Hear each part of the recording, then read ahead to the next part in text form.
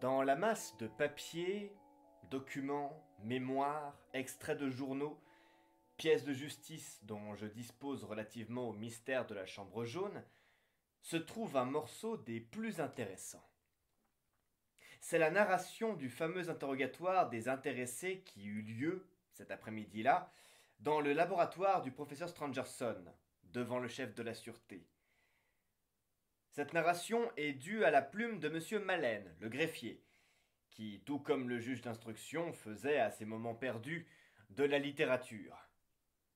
Ce morceau devait faire partie d'un livre qui n'a jamais paru et qui devait s'intituler Mes interrogatoires. Il m'a été donné par le greffier lui-même quelque temps après le dénouement inouï de ce procès unique dans les fastes juridiques. Le voici. Ce n'est plus une sèche transcription de demandes et de réponses. Le greffier y relate souvent ses impressions personnelles. La narration du greffier. Depuis 1 heure, raconte le greffier, le juge d'instruction et moi, nous nous trouvions dans la chambre jaune avec l'entrepreneur qui avait construit, sur les plans du professeur Stangerson, le pavillon. L'entrepreneur était venu avec un ouvrier. Monsieur de Marquet avait fait nettoyer entièrement les murs, c'est-à-dire qu'il avait fait enlever par l'ouvrier tout le papier qui les décorait. Des coups de pioche et de pic, ici et là, nous avaient démontré l'inexistence d'une ouverture quelconque. Le plancher et le plafond avaient été longuement sondés, nous n'avions rien découvert. Il n'y avait rien à découvrir. Monsieur de Marquet paraissait enchanté et ne cessait de répéter « Quelle affaire, monsieur l'entrepreneur, quelle affaire! Vous verrez que nous ne saurons jamais comment l'assassin a pu sortir de cette chambre-là. » Tout à coup, monsieur de Marquet, la figure rayonnante, parce qu'il ne comprenait pas, voulut bien se souvenir que son devoir était de chercher à comprendre, et il appela le brigadier de gendarmerie. Brigadier, fit-il, allez donc au château et priez M. Stangerson et M. Robert Darzac de venir me rejoindre dans le laboratoire, ainsi que le père Jacques, et faites-moi amener aussi, par vos hommes, les 2 concierges. 5 minutes plus tard, tout ce monde fut réuni dans le laboratoire. Le chef de la sûreté, qui venait d'arriver au Glandier, nous rejoignit aussi dans ce moment. J'étais assis au bureau de M. Stangerson, prêt au travail, quand M. de Marquet nous tint ce petit discours, aussi original qu'inattendu. Si vous le voulez, messieurs, disait-il, puisque les interrogatoires ne donnent rien, nous allons abandonner pour une fois le vieux système des interrogatoires. Je ne vous ferai point venir devant moi à tour de rôle, non, nous resterons tous ici. Monsieur Stangerson, Monsieur Robert Darzac, le père Jacques, les 2 concierges, monsieur le chef de la sûreté, monsieur le greffier et moi. Nous serons là tous au même titre. Les concierges voudront bien oublier un instant qu'ils sont arrêtés. Nous allons causer. Je vous ai fait venir pour causer. Nous sommes sur les lieux du crime. Eh bien, de quoi causerions-nous si nous ne causions pas du crime? Parlons-en donc, parlons-en. Avec abondance, avec intelligence ou avec stupidité. Disons tout ce qui nous passera par la tête. Parlons sans méthode, puisque la méthode ne nous réussit point. J'adresse une fervente prière au Dieu hasard, le hasard de nos conceptions. Commençons. Sur quoi, en passant devant moi, il me dit à voix basse « Hein, croyez-vous, quelle scène! Auriez-vous imaginé ça, vous? J'en ferai un petit acte pour le vaudeville. » Et il se frottait les mains avec jubilation. Je portais les yeux sur M. Stangerson. L'espoir que devait faire naître en lui le dernier bulletin des médecins qui avait déclaré que Mlle Stangerson pourrait survivre à ses blessures n'avait pas effacé de ce noble visage les marques de la plus grande douleur. Cet homme avait cru sa fille morte, et il en était encore tout ravagé. Ses yeux bleus si doux et si clairs étaient alors d'une infinie tristesse. J'avais eu l'occasion plusieurs fois, dans des cérémonies publiques, de voir M. Stangerson.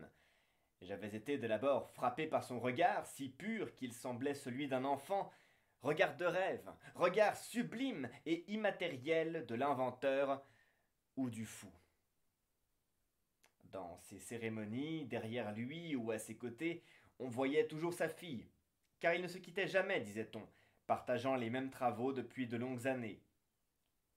Cette vierge, qui avait alors 35 ans et qui en paraissait à peine 30, consacrée tout entière à la science, soulevait encore l'admiration par son impériale beauté, restée intacte, sans une ride, victorieuse du temps et de l'amour. Qui me dit alors que je me trouverais un jour prochain au chevet de son lit, avec mes paperasses, et que je la verrais, presque expirante, nous raconter, avec effort, le plus monstrueux et le plus mystérieux attentat que j'ai ouï de ma carrière. Qui m'eût dit que je me trouverais, comme cet après-midi-là, en face d'un père désespéré, cherchant en vain à s'expliquer comment l'assassin de sa fille avait pu lui échapper. À quoi sert donc le travail silencieux, au fond de la retraite obscure des bois, s'il ne vous garantit point de ces grandes catastrophes de la vie et de la mort, réservées d'ordinaire à ceux d'entre les hommes qui fréquentent les passions de la ville? Voyons, monsieur Stangerson, fit monsieur de Marquet, avec un peu d'importance, placez-vous exactement à l'endroit où vous étiez quand mademoiselle Stangerson vous a quitté pour entrer dans cette chambre. Monsieur Stangerson se leva, et se plaçant à 50 centimètres de la porte de la chambre jaune, il dit d'une voix sans accent, sans couleur, d'une voix que je qualifierais de morte, « Je me trouvais ici. Vers 11 heures, après avoir procédé sur les fourneaux du laboratoire à une courte expérience de chimie, j'avais fait glisser mon bureau jusqu'ici, car le père Jacques, qui passa la soirée à nettoyer quelques-uns de mes appareils, avait besoin de toute la place qui se trouvait derrière moi. Ma fille travaillait au même bureau que moi. Quand elle se leva, après m'avoir embrassé et souhaité le bonsoir au père Jacques, elle dut, pour entrer dans sa chambre, se glisser assez difficilement entre mon bureau et la porte. C'est vous dire que j'étais bien près du lieu où le crime allait se commettre. Et ce bureau, interrompis-je, obéissant en me mêlant à cette conversation au désir exprimé par mon chef, et ce bureau, aussitôt que vous eûtes, monsieur Stangerson, entendu crier « À l'assassin !» et qu'eût éclaté le coup de revolver. Ce bureau, qu'est-il devenu? Le père Jacques répondit « Nous l'avons rejeté contre le mur, ici, à peu près où il est en ce moment, pour pouvoir nous précipiter à l'aise sur la porte, monsieur le greffier. » Je suivis mon raisonnement, auquel, du reste, je n'attachais qu'une importance de faible hypothèse. Le bureau était si près de la chambre qu'un homme sortant courbé de la chambre et se glissant sous le bureau aurait pu passer inaperçu. Vous oubliez toujours, interrompit M. Stangerson avec lassitude, que ma fille avait fermé sa porte à clé et au verrou, que la porte est restée fermée, que nous sommes restés à lutter contre cette porte dès l'instant où l'assassinat commençait, que nous étions déjà sur la porte alors que la lutte de l'assassin et de ma pauvre enfant continuait, que les bruits de cette lutte nous parvenaient encore et que nous entendions râler ma malheureuse fille sous l'étreinte des doigts dont son cou a conservé la marque sanglante. Si rapide qu'était l'attaque, nous avons été aussi rapides qu'elle et nous nous sommes trouvés immédiatement derrière cette porte qui nous séparait du drame. Je me levai et allai à la porte que j'examinais à nouveau avec le plus grand soin. Puis je me relevai et fis un geste de découragement. Imaginez, dis-je, que le panneau inférieur de cette porte ait pu être ouvert sans que la porte ait été dans la nécessité de s'ouvrir, et le problème serait résolu. Mais malheureusement, cette dernière hypothèse est inadmissible après l'examen de la porte. C'est une solide et épaisse porte de chêne, constituée de telle sorte qu'elle forme un bloc inséparable. C'est très visible, malgré les dégâts qui ont été causés par ceux qui l'ont enfoncée. Oh, fit le père Jacques, c'est une vieille et solide porte du château qu'on a transportée ici. Une porte comme on n'en fait plus maintenant. Il nous a fallu cette barre de fer pour en avoir raison, à 4. Car la concierge s'y était mise aussi, comme une brave femme qu'elle est, monsieur le juge. C'est tout de même malheureux de les voir en prison à cette heure. Le père Jacques n'eut pas plutôt prononcé cette phrase de pitié et de protestation que les pleurs et les jérémiades des deux concierges recommencèrent. Je n'ai jamais vu de prévenu aussi larmoyant.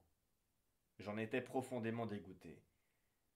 Même en admettant leur innocence, je ne comprenais pas que deux êtres pussent à ce point manquer de caractère devant le malheur. Une honnête attitude dans de pareils moments vaut mieux que toutes les larmes et que tous les désespoirs, lesquels, le plus souvent, sont feints et hypocrites. Et s'écria M. de Marquet, encore une fois, assez de piailler comme ça, et dites-nous, dans votre intérêt, ce que vous faisiez à l'heure où l'on assassinait votre maîtresse sous les fenêtres du pavillon, car vous étiez tout près du pavillon quand le père Jacques vous a rencontré. Nous venions au secours, gémirent-ils. Et la femme, entre deux hoquets, glapit. Ah, si nous le tenions, l'assassin, nous lui ferions passer le goût du pain. Et nous ne pûmes, une fois de plus, leur tirer 2 phrases sensées de suite. Ils continuèrent de nier avec acharnement, d'attester le bon Dieu et tous les saints qu'ils étaient dans leur lit quand ils avaient entendu un coup de revolver. Ce n'est pas un, mais 2 coups qui ont été tirés. Vous voyez bien que vous mentez. Si vous avez entendu l'un, vous devez avoir entendu l'autre. Mon Dieu, monsieur le juge, nous avons entendu que le second. Nous dormions encore, bien sûr, quand on a tiré le premier. Pour ça, on en a tiré 2, fit le père Jacques. Je suis sûr, moi, que toutes les cartouches de mon revolver étaient intactes. Nous avons retrouvé 2 cartouches brûlées, 2 balles, et nous avons entendu 2 coups de revolver derrière la porte. N'est-ce pas, monsieur Stangerson? Oui, fit le professeur, 2 coups de revolver, un coup sourd d'abord, puis un coup éclatant. Pourquoi continuez-vous à mentir? S'écria M. de Marquet, se retournant vers les concierges. Croyez-vous la police aussi bête que vous? Tout prouve que vous étiez dehors, près du pavillon, au moment du drame. Qui faisiez-vous? Vous ne voulez pas le dire? Votre silence atteste votre complicité. Et quant à moi, fit-il en se tournant vers M. Stangerson, quant à moi, je ne puis m'expliquer la fuite de l'assassin que par l'aide apportée de ses 2 complices. Aussi, que la porte ait été défoncée pendant que vous, M. Stangerson, vous vous occupiez de votre malheureux enfant, le concierge et sa femme facilitaient la fuite du misérable qui se glissait derrière eux, parvenait jusqu'à la fenêtre du vestibule et sautait dans le parc. Le concierge refermait la fenêtre et les volets derrière lui, car enfin, ces volets ne se sont pas fermés tout seuls. Voilà ce que j'ai trouvé. Si quelqu'un a imaginé autre chose, qu'il le dise. Monsieur Stangerson intervint. C'est impossible. Je ne crois pas à la culpabilité ni à la complicité de mes concierges, bien que je ne comprenne pas ce qu'ils faisaient dans le parc à cette heure avancée de la nuit. Je dis c'est impossible. Parce que la concierge tenait la lampe et n'a pas bougé du seuil de la chambre. Parce que moi, sitôt la porte défoncée, je me suis mis à genoux près du corps de mon enfant et qu'il était impossible que l'on sortît ou que l'on entrât de cette chambre par cette porte sans enjamber le corps de ma fille et sans me bousculer moi. C'est impossible parce que le père Jacques et le concierge n'ont eu qu'à jeter un regard dans cette chambre et sous le lit, comme je l'ai fait en entrant, pour voir qu'il n'y avait plus personne dans la chambre que ma fille à l'agonie. Que pensez-vous, vous, monsieur Darzac, qui n'avez encore rien dit? Demanda le juge. Monsieur Darzac répondit qu'il ne pensait rien. Et vous, monsieur le chef de la sûreté? Monsieur Dax, le chef de la sûreté, avait jusqu'alors uniquement écouté et examiné les lieux. Il daigna enfin desserrer les dents. Il faudrait, en attendant que l'on trouve le criminel, découvrir le mobile du crime. Cela nous avancerait un peu, fit-il. Monsieur le chef de la sûreté, le crime apparaît bassement passionnel, répliqua monsieur de Marquet. Les traces laissées par l'assassin, le mouchoir grossier et le béret ignoble nous portent à croire que l'assassin n'appartenait point à une classe de la société très élevée. Les concierges pourraient peut-être nous renseigner là-dessus. Le chef de la sûreté continua, se tournant vers M. Stangerson, et sur ce ton froid qui est la marque, selon moi, des solides intelligences et des caractères fortement trempés. Mademoiselle Stangerson ne devait-elle pas prochainement se marier? Le professeur regarda douloureusement M. Robert Darzac. Avec mon ami que j'eusse été heureux d'appeler mon fils. Avec M. Robert Darzac.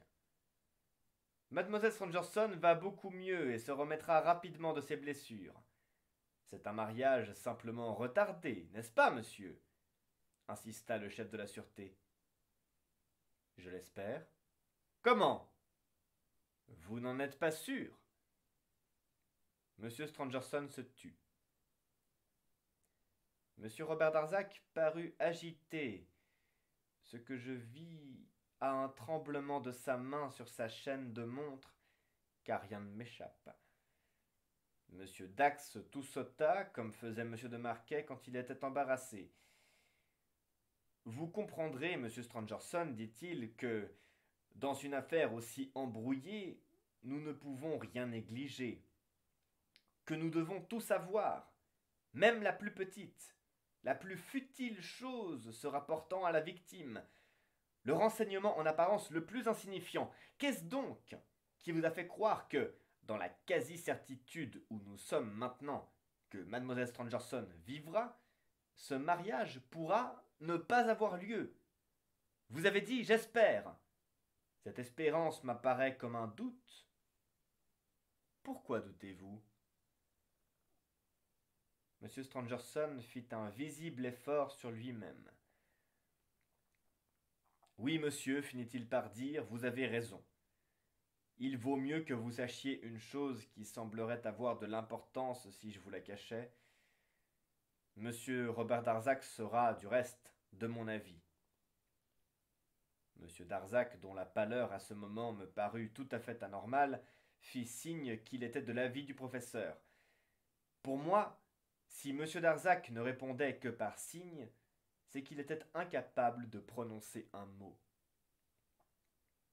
Sachez donc, monsieur le chef de la sûreté, continua M. Stangerson, que ma fille avait juré de ne jamais me quitter et tenait son serment malgré toutes mes prières, car j'essayai plusieurs fois de la décider au mariage, comme c'était mon devoir. Nous connûmes M. Robert Darzac de longues années. M. Robert Darzac aime ma fille. Je pus croire un moment qu'il en était aimé, puisque j'eus la joie récente d'apprendre de la bouche même de ma fille qu'elle consentait enfin à un mariage que j'appelais de tous mes vœux.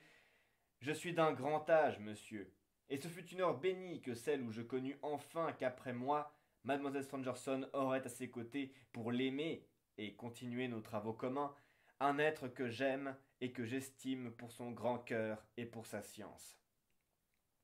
Or, monsieur le chef de la sûreté, 2 jours avant le crime, par je ne sais quel retour de sa volonté, ma fille m'a déclaré qu'elle n'épouserait pas M. Robert Darzac.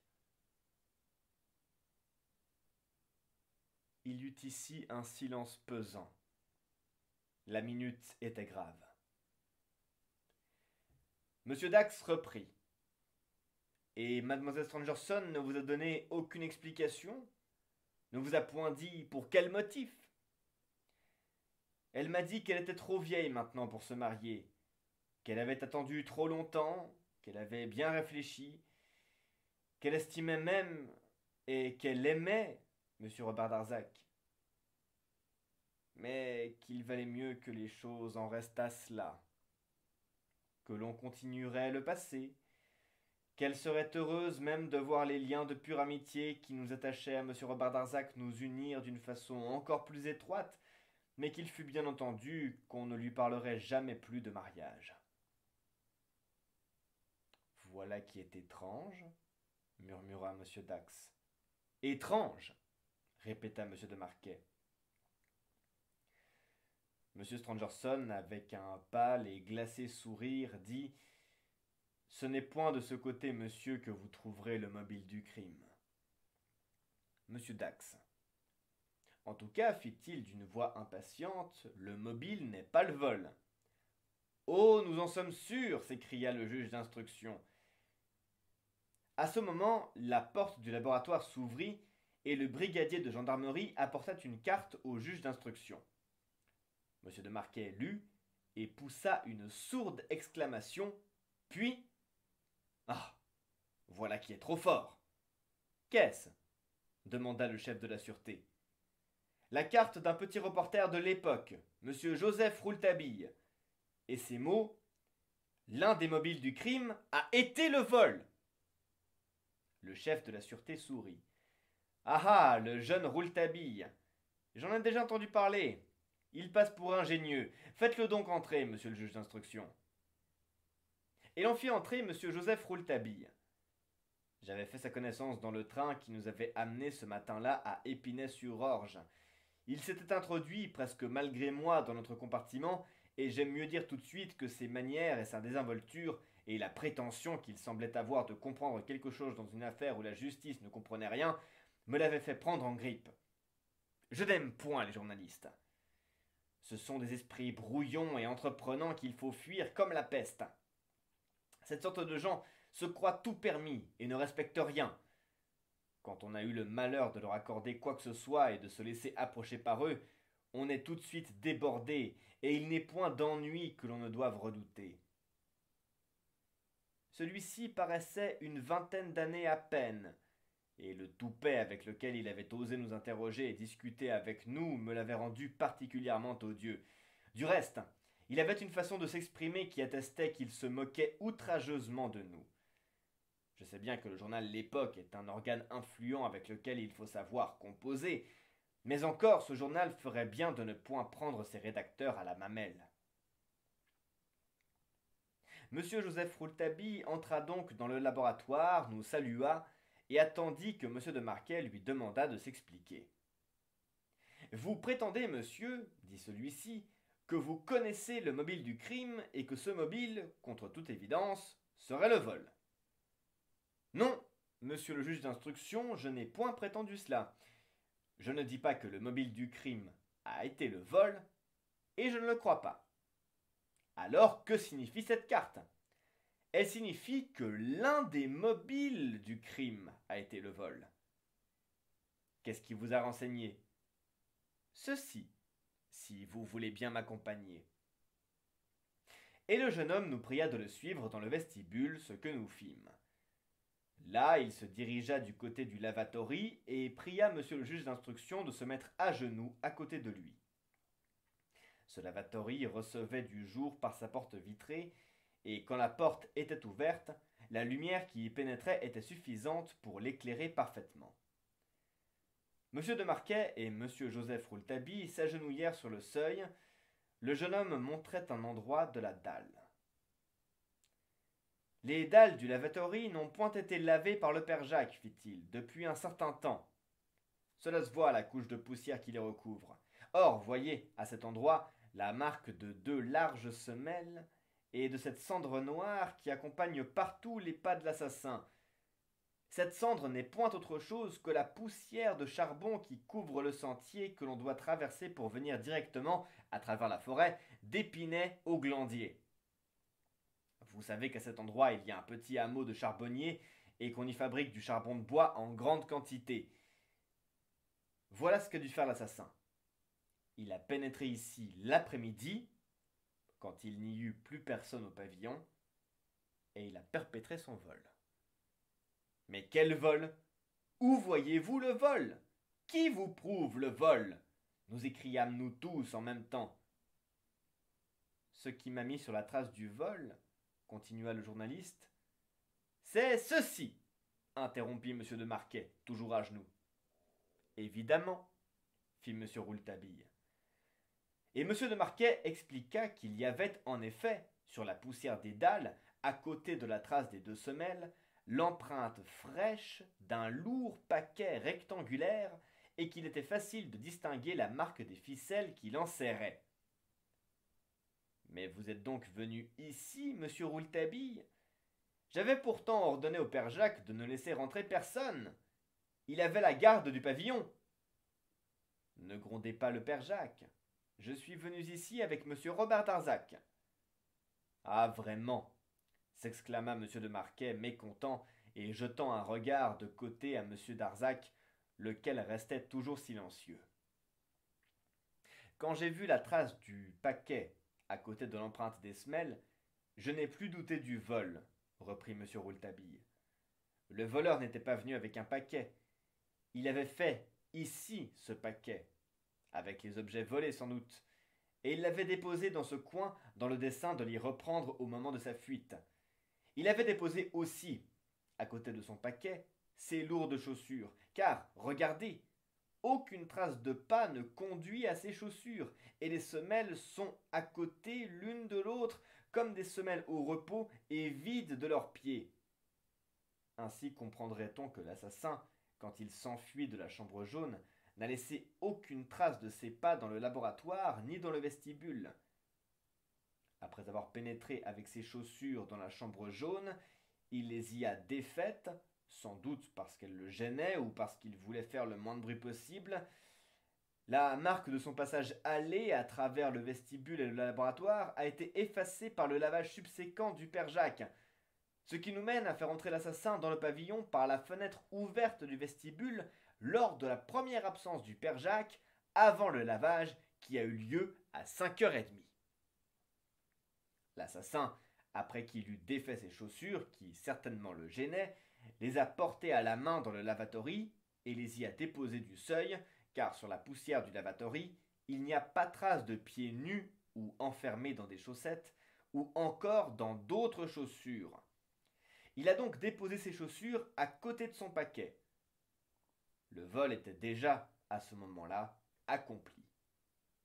Puis l'homme retourne à la chambre jaune, et s'y glisse alors sous le lit, où la trace de son corps est parfaitement visible sur le plancher et même sur la natte qui a été, à cet endroit, légèrement roulée et très froissée. Des brins de paille même, fraîchement arrachés, témoignent également du passage de l'assassin sous le lit. Oui, oui, ça nous le savons, dit M. de Marquet. Ce retour sous le lit prouve que le vol, continua cet étonnant gamin de journaliste, n'était point le seul mobile de la venue de l'homme. Ne me dites point qu'il s'y serait aussitôt réfugié en apercevant par la fenêtre du vestibule soit le père Jacques, soit monsieur et mademoiselle Stangerson s'apprêtant à rentrer dans le pavillon. Il était beaucoup plus facile pour lui de grimper au grenier et, caché, d'attendre une occasion de se sauver si son dessein n'avait été que de fuir. Non, non. Il fallait que l'assassin fût dans la chambre jaune. Ici, le chef de la sûreté intervint. Ça n'est pas mal du tout, cela, jeune homme. Mes félicitations. Et si nous ne savons pas encore comment l'assassin est parti, nous suivons déjà, pas à pas, son entrée ici, et nous voyons ce qu'il y a fait. Il a volé. Mais qu'a-t-il donc volé? Des choses extrêmement précieuses, répondit le reporter. À ce moment, nous entendîmes un cri qui partait du laboratoire. Nous nous y précipitâmes et nous y trouvâmes M. Stangerson qui, les yeux hagards, les membres agités, nous montrait une sorte de meuble bibliothèque qu'il venait d'ouvrir et qui nous apparut vide. Au même instant, il se laissa aller dans le grand fauteuil qui était poussé devant le bureau et gémit « Encore une fois, je suis volé ». Et puis une lourde larme, coula sur sa joue. Surtout, dit-il, qu'on ne dise pas un mot de ceci à ma fille. Elle serait encore plus peinée que moi. Il poussa un profond soupir, et sur le ton d'une douleur que je n'oublierai jamais, qu'importe après tout, pourvu qu'elle vive. Elle vivra, dit d'une voix étrangement touchante Robert Darzac. Et nous vous retrouverons les objets volés, fit M. Dax. Mais qu'y avait-il dans ce meuble? 20 ans de ma vie, répondit sourdement l'illustre professeur, ou plutôt de notre vie, à ma fille et à moi. Oui, nos plus précieux documents, les relations les plus secrètes sur nos expériences et sur nos travaux depuis 20 ans étaient enfermés là. C'était une véritable sélection parmi tant de documents dont cette pièce est pleine. C'est une perte irréparable pour nous, et j'ose dire, pour la science. Toutes les étapes par lesquelles j'ai dû passer pour arriver à la preuve décisive de l'anéantissement de la matière avaient été par nous soigneusement énoncées, étiquetées, annotées, illustrées de photographies et de dessins. Tout cela était rangé là. Le plan de 3 nouveaux appareils, l'un pour étudier la déperdition sous l'influence de la lumière ultraviolette des corps préalablement électrisés, l'autre qui devait rendre visible la déperdition électrique sous l'action des particules de matière dissociées contenues dans les gaz des flammes. Un troisième, très ingénieux, nouvel électroscope condensateur différentiel, tout le recueil de nos courbes traduisant les propriétés fondamentales de la substance intermédiaire entre la matière pondérable et l'éther impondérable, 20 ans d'expérience sur la chimie intra-atomique et sur les équilibres ignorés de la matière, un manuscrit que je voulais faire paraître sous ce titre, Les métaux qui souffrent. Est-ce que je sais? Est-ce que je sais? L'homme qui est venu là m'aura tout pris. Ma fille et mon œuvre, mon cœur et mon âme. Et le grand Stangerson se prit à pleurer comme un enfant. Nous l'entourions en silence, émus par cette immense détresse. Monsieur Robert Darzac, accoudé au fauteuil où le professeur était écroulé, essayait en vain de dissimuler ses larmes, ce qui faillit un instant me le rendre sympathique, malgré l'instinctive répulsion que son attitude bizarre et son émoi souvent inexpliqué m'avaient inspiré pour son énigmatique personnage. Monsieur Joseph Rouletabille, seul, comme si son précieux temps et sa mission sur la terre ne lui permettaient point de s'appesantir sur la misère humaine, s'était rapproché, fort calme, du meuble vide, et le montrant au chef de la sûreté, rompait bientôt le religieux silence dont nous honorions le désespoir du grand Stangerson. Il nous donna quelques explications, dont nous n'avions que faire, sur la façon dont il avait été amené à croire à un vol par la découverte simultanée qu'il avait faite des traces dont j'ai parlé plus haut dans le lavatory et de la vacuité de ce meuble précieux dans le laboratoire. Il n'avait fait, nous disait-il, que passer dans le laboratoire. Mais la première chose qui l'avait frappé avait été la forme étrange du meuble, sa solidité, sa construction en fer qui le mettait à l'abri d'un accident par la flamme et le fait qu'un meuble comme celui-ci, destiné à conserver des objets auxquels on devait tenir par-dessus tout, avait, sur sa porte de fer, sa clé. On n'a point d'ordinaire un coffre-fort pour le laisser ouvert. Enfin, cette petite clé à tête de cuivre, des plus compliquées, avait attiré, paraît-il, l'attention de M. Joseph Rouletabille alors qu'elle avait endormi la nôtre. Pour nous autres, qui ne sommes point des enfants, la présence d'une clé sur un meuble éveille plutôt une idée de sécurité. Mais pour M. Joseph Rouletabille, qui est évidemment un génie, comme dit José Dupuis dans les 500 millions de Gladiator, quel génie, quel dentiste! La présence d'une clé sur une serrure éveille l'idée du vol. Nous en sûmes bientôt la raison. Mais auparavant que de vous la faire connaître, je dois rapporter que M. de Marquet me parut fort perplexe, ne sachant s'il devait se réjouir du pas nouveau que le petit reporter avait fait faire à l'instruction, ou s'il devait se désoler de ce que ce pas n'eût pas été fait par lui. Notre profession comporte de ces déboires, mais nous n'avons point le droit d'être pusillanimes, et nous devons fouler aux pieds notre amour-propre quand il s'agit du bien général. Aussi M. de Marquet triompha-t-il de lui-même et trouva-t-il bon de mêler enfin ses compliments à ceux de M. Dax, qui, lui, ne les ménageait pas à M. Rouletabille. Le gamin haussa les épaules, disant « Il n'y a pas de quoi ».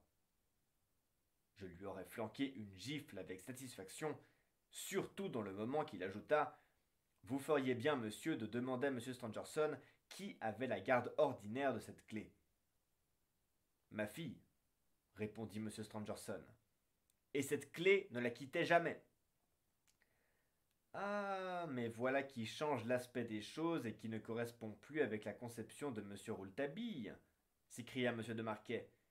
Si cette clé ne quittait jamais Mlle Stangerson, l'assassin aurait donc attendu Mlle Stangerson cette nuit-là, dans sa chambre, pour lui voler cette clé, et le vol n'aurait eu lieu qu'après l'assassinat. Mais après l'assassinat, il y avait 4 personnes dans le laboratoire. Décidément, je n'y comprends plus rien.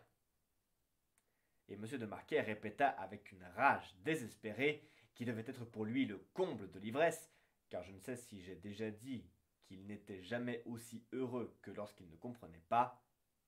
Plus rien. Le vol, répliqua le reporter, ne peut avoir eu lieu qu'avant l'assassinat. C'est indubitable, pour la raison que vous croyez, et pour d'autres raisons que je crois, et quand l'assassin a pénétré dans le pavillon, il était déjà en possession de la clé à tête de cuivre. Ça n'est pas possible, fit doucement M. Stangerson. C'est si bien possible, monsieur, qu'en voici la preuve. Ce diable de petit bonhomme sortit alors de sa poche un numéro de l'Époque daté du 21 octobre, je rappelle que le crime a eu lieu dans la nuit du 24 au 25, et nous montrant une annonce, lue. Il a été perdu hier un réticule de satin noir dans les grands magasins de la Louve. Ce réticule contenait divers objets dont une petite clé à tête de cuivre. Il sera donné une forte récompense à la personne qui l'aura trouvée. Cette personne devra écrire, poste restante, au bureau 40, à cette adresse M-A-T-H-S-N. Ces lettres ne désignent-elles point, continua le reporter, Mademoiselle Stangerson? Cette clé à tête de cuivre n'est-elle point cette clé-ci? Je lis toujours les annonces. Dans mon métier comme dans le vôtre, monsieur le juge d'instruction, il faut toujours lire les petites annonces personnelles. Ce qu'on y découvre d'intrigue, et de clés d'intrigue, qui ne sont pas toujours à tête de cuivre, et qui n'en sont pas moins intéressantes. Cette annonce particulièrement, par la sorte de mystère dont la femme qui avait perdu une clé, objet peu compromettant, s'entourait, m'avait frappé. Comme elle tenait à cette clé, comme elle promettait une forte récompense, et je songeais à ces 6 lettres, M-A-T-H-S-N. Les 4 premières m'indiquaient tout de suite un prénom. Évidemment, faisais-je. Mathilde. La personne qui a perdu la clé à tête de cuivre dans un réticule s'appelle Mathilde. Mais je ne peux rien faire des 2 dernières lettres. Aussi, rejetant le journal, je m'occupais d'autre chose. Lorsque, 4 jours plus tard, les journaux du soir parurent avec d'énormes manchettes annonçant l'assassinat de mademoiselle Mathilde Stangerson, ce nom de Mathilde me rappela, sans que je fisse aucun effort pour cela, machinalement, les lettres de l'annonce. Intrigué un peu, je demandai le numéro de ce jour-là à l'administration. J'avais oublié les 2 dernières lettres. S-N. Quand je l'y revis, je ne pus retenir un cri. Stangerson! Je sautai dans un fiacre et me précipitai au bureau 40. Je demandai Avez-vous une lettre avec cette adresse M-A-T-H-S-N? L'employé me répondit Non. Et comme j'insistais, le priant, le suppliant de chercher encore, il me dit Ah, ça, monsieur, c'est une plaisanterie. Oui, j'ai eu une lettre aux initiales M-A-T-H-S-N, mais je l'ai donnée il y a 3 jours à une dame qui me l'a réclamée. Vous venez aujourd'hui me réclamer cette lettre à votre tour. Or, avant-hier, un monsieur, avec la même insistance désobligeante, me la demandait encore. J'en ai assez de cette fumisterie. Je voulus questionner l'employé sur les 2 personnages qui avaient déjà réclamé la lettre, mais soit qu'il voulut se retrancher derrière le secret professionnel, il estimait sans doute, à part lui, en avoir déjà trop dit, soit qu'il fût vraiment excédé d'une plaisanterie possible, il ne me répondit plus. Rouletabille se tut. Nous nous taisions tous. Chacun tirait les conclusions qu'il pouvait de cette bizarre histoire de lettres post-restantes. De fait, il semblait maintenant qu'on tenait un fil solide par lequel on allait pouvoir suivre cette affaire insaisissable. M. Stangerson dit « Il est donc à peu près certain que ma fille aura perdu cette clé, qu'elle n'a point voulu m'en parler pour m'éviter toute inquiétude, et qu'elle aura prié celui ou celle qui aurait pu l'avoir trouvée d'écrire post-restante. Elle craignait évidemment que, donnant notre adresse, ce fait occasionnât des démarches qui m'auraient appris la perte de la clé. C'est très logique et très naturel, car j'ai déjà été volé, monsieur. » « Où cela? Et quand? Demanda le directeur de la sûreté. « Oh, il y a de nombreuses années, en Amérique, à Philadelphie. On m'a volé dans mon laboratoire le secret de 2 inventions qui eussent pu faire la fortune d'un peuple. Non seulement je n'ai jamais su qui était le voleur, mais je n'ai jamais entendu parler de l'objet du vol. Sans doute parce que, pour déjouer les calculs de celui qui m'avait ainsi pillé, j'ai lancé moi-même dans le domaine public ces 2 inventions, rendant inutile le larcin. C'est depuis cette époque que je suis très soupçonneux, que je m'enferme hermétiquement quand je travaille. Tous les barreaux de ces fenêtres, l'isolement de ce pavillon, ce meuble que j'ai fait construire moi-même, cette serrure spéciale, cette clé unique, tout cela est le résultat de mes craintes inspirées par une triste expérience. » M. Dax déclara « Très intéressant », et M. Joseph Rouletabille demanda des nouvelles du réticule. Ni M. Stangerson, ni le père Jacques n'avaient depuis quelques jours vu le réticule de Mlle Stangerson. Nous devions apprendre, quelques heures plus tard, de la bouche même de Mlle Stangerson, que ce réticule lui avait été volé ou qu'elle l'avait perdu, et que les choses s'étaient passées de la sorte que nous les avait expliquées son père. Qu'elle était allée le 23 octobre au bureau de poste 40 et qu'on lui avait remis une lettre qui n'était, affirma-t-elle, que celle d'un mauvais plaisant. Elle l'avait immédiatement brûlée. Pour en revenir à notre interrogatoire, ou plutôt à notre conversation, je dois signaler que le chef de la sûreté ayant demandé à M. Stangerson dans quelles conditions sa fille était allée à Paris le 20 octobre, jour de la perte du réticule, nous apprîmes ainsi qu'elle s'était rendue dans la capitale, accompagnée de M. Robert Darzac, que l'on n'avait pas revu au château depuis cet instant jusqu'au lendemain du crime. Le fait que M. Robert Darzac était aux côtés de Mlle Stangerson dans les grands magasins de la Louve quand le réticule avait disparu ne pouvait passer inaperçu et retint, il faut le dire, assez fortement notre attention. Cette conversation entre magistrats, prévenus, victimes, témoins et journalistes allait prendre fin quand se produisit un véritable coup de théâtre. Ce qui n'est jamais pour déplaire à M. de Marquet. Le brigadier de gendarmerie vint nous annoncer que Frédéric Larsan demandait à être introduit, ce qui lui fut immédiatement accordé. Il tenait à la main une grossière paire de chaussures vaseuses qu'il jeta dans le laboratoire. « Voilà, dit-il, les souliers que chaussait l'assassin. Les reconnaissez-vous, père Jacques ?» Le père Jacques se pencha sur ce cuir infect et, tout stupéfait, reconnut de vieilles chaussures à lui qu'il avait jetées, il y avait déjà un certain temps, au rebut, dans un coin du grenier. Il était tellement troublé qu'il dut se moucher pour dissimuler son émotion.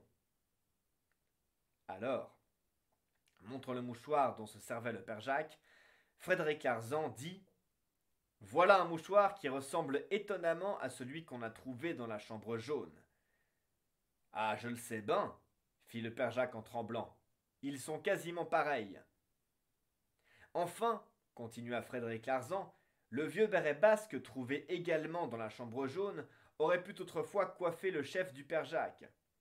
Tout ceci, monsieur le chef de la sûreté et monsieur le juge d'instruction, prouve, selon moi, remettez-vous, bonhomme, fit-il au père Jacques qui défaillait. Tout ceci prouve, selon moi, que l'assassin a voulu déguiser sa véritable personnalité. Il l'a fait d'une façon assez grossière, ou du moins qui nous apparaît telle, parce que nous sommes sûrs que l'assassin n'est pas le père Jacques, qui n'a pas quitté M. Stangerson.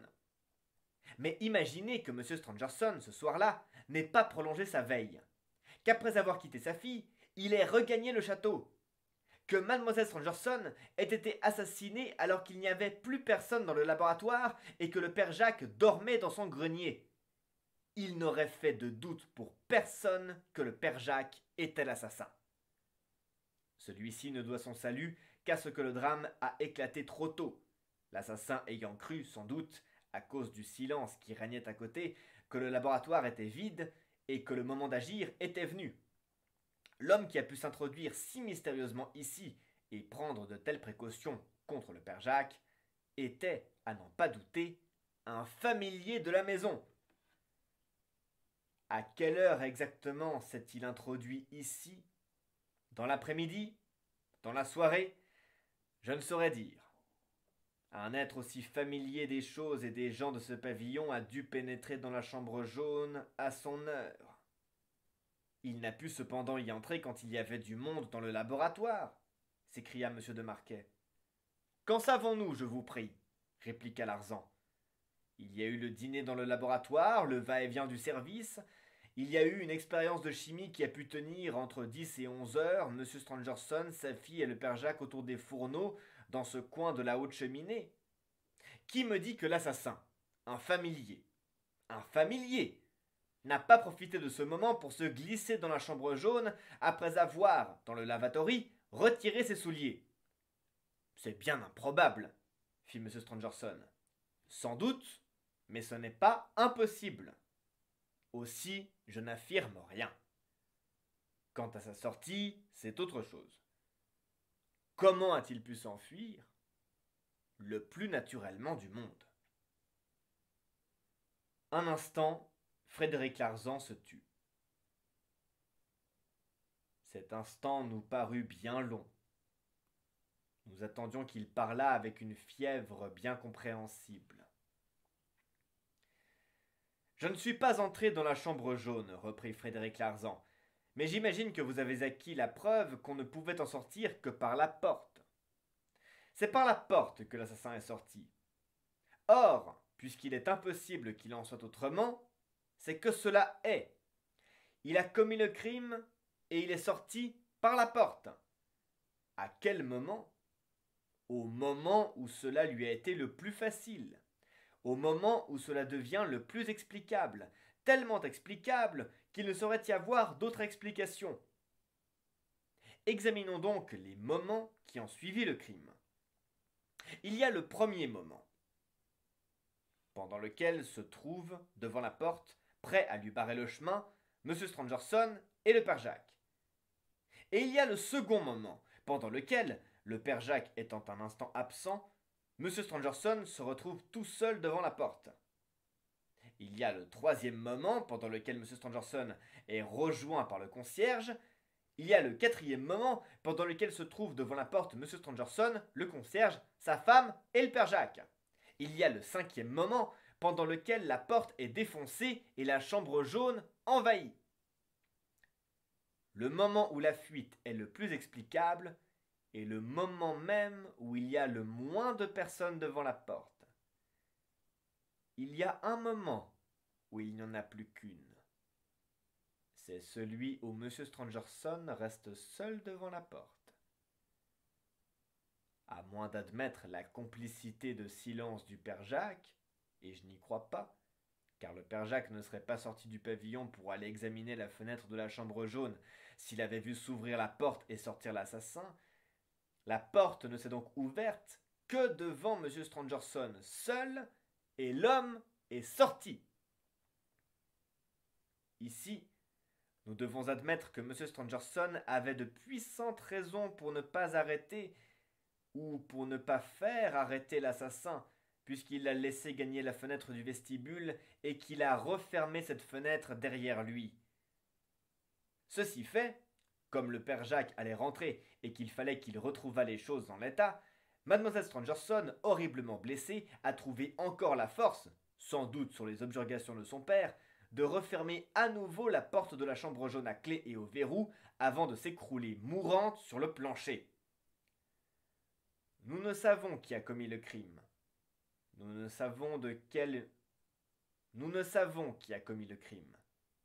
Nous ne savons de quel misérable monsieur et mademoiselle Stangerson sont les victimes, mais il n'y a point de doute qu'ils le savent, eux. Ce secret doit être terrible pour que le père n'ait pas hésité à laisser sa fille agonisante derrière cette porte qu'elle refermait sur elle. Terrible pour qu'il ait laissé échapper l'assassin. Mais il n'y a point d'autre façon au monde d'expliquer la fuite de l'assassin de la chambre jaune. Le silence qui suivit cette explication dramatique et lumineuse avait quelque chose d'affreux. Nous souffrions tous pour l'illustre professeur, acculé ainsi par l'impitoyable logique de Frédéric Larsan à nous avouer la vérité de son martyre, ou à se taire, aveu plus terrible encore. Nous le vîmes se lever, cet homme, véritable statue de la douleur, et étendre la main d'un geste si solennel que nous en courbâmes la tête comme à l'aspect d'une chose sacrée. Il prononça alors ces paroles d'une voix éclatante qui sembla épuiser toutes ses forces. « Je jure, sur la tête de ma fille à l'agonie, que je n'ai point quitté cette porte de l'instant où j'ai entendu l'appel désespéré de mon enfant, que cette porte ne s'est point ouverte pendant que j'étais seul dans mon laboratoire, et qu'enfin, quand nous pénétrâmes dans la chambre jaune, mes 3 domestiques et moi, l'assassin n'y était plus. Je vous jure que je ne connais pas l'assassin. » Faut-il que je dise que, malgré la solennité d'un pareil serment, nous ne crûmes guère à la parole de M. Stangerson? Frédéric Larsan venait de nous faire entrevoir la vérité. Ce n'était point pour la perdre de sitôt. Comme M. de Marquet nous annonçait que la conversation était terminée et que nous nous apprêtions à quitter le laboratoire, le jeune reporter, ce gamin de Joseph Rouletabille, s'approcha de M. Stangerson, lui prit la main avec le plus grand respect, et je l'entendis qui disait « Moi, je vous crois, monsieur. » J'arrête ici la citation que j'ai cru devoir faire de la narration de M. Maleine, greffier au tribunal de Corbeil. Je n'ai point besoin de dire aux spectateurs que tout ce qui venait de se passer dans le laboratoire me fut fidèlement et aussitôt rapporté par Rouletabille lui-même.